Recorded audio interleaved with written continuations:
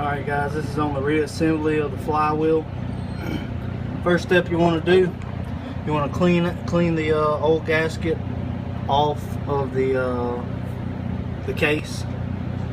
And after you do that, you want to slide your idler gear back on.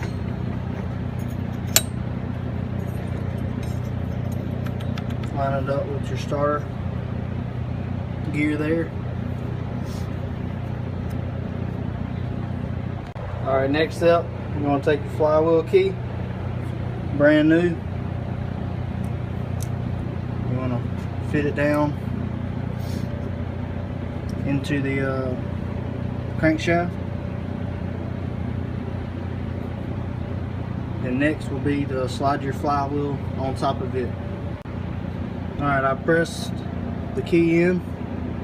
I like to line mine straight. And then I line up the mark on the flywheel. Get her started. Work the flywheel side to side until you get it in there. So I can turn it, and it turns the gears so you know it's lined up.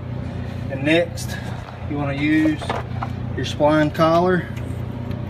Make sure it touches the flywheel so the splines are lined up so you don't strip it. And next, you're going to get your 17mm bolt.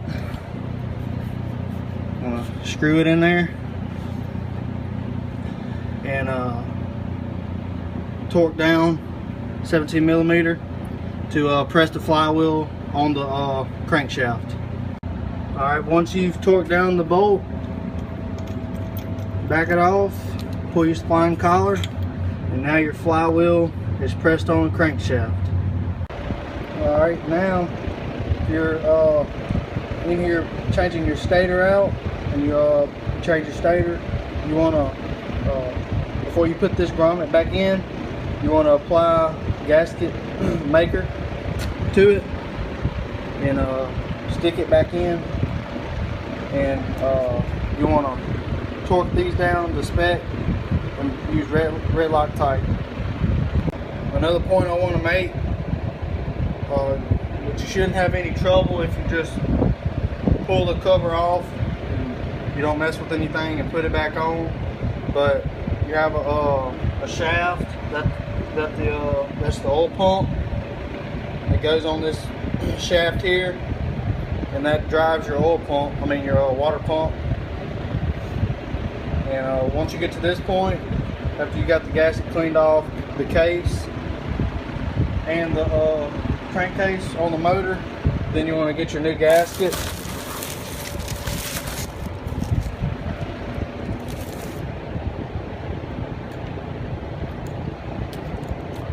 Alright, once you put your new gasket on your case,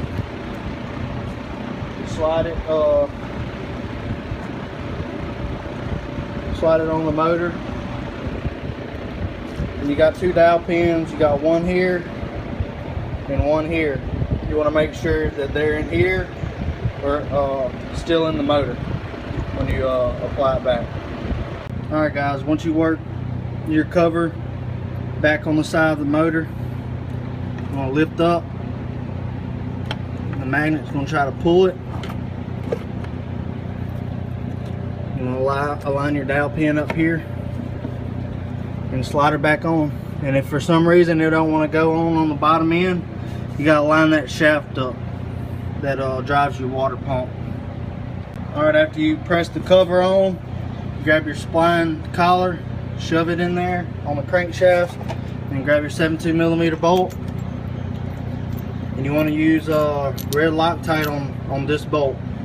Alright, once red Loctite is applied to the 17mm bolt on the crankshaft, torque it down.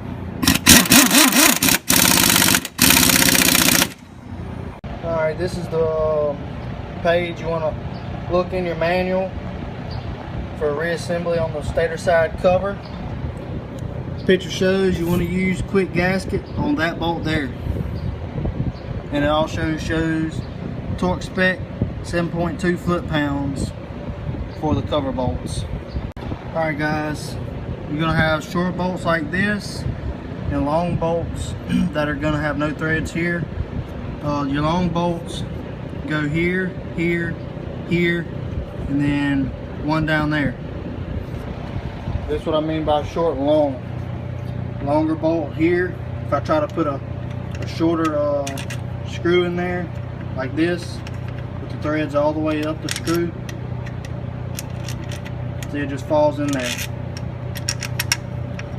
you want to make sure that you get the longer ones where they go and the short ones where they go.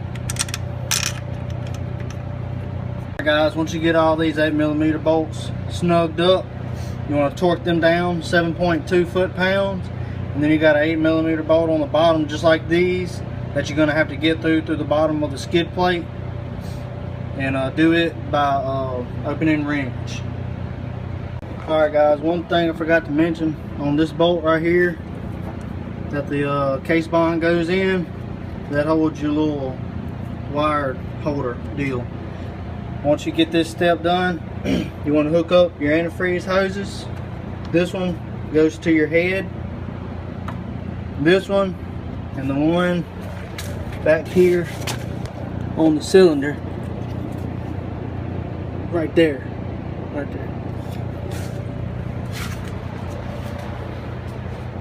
And then after that, you want to hook up your two stator wires and fill these up, clean them out, and put dielectric grease in them, keep the water and mud out of them. Alright guys, this is the pain in the butt 8mm screw.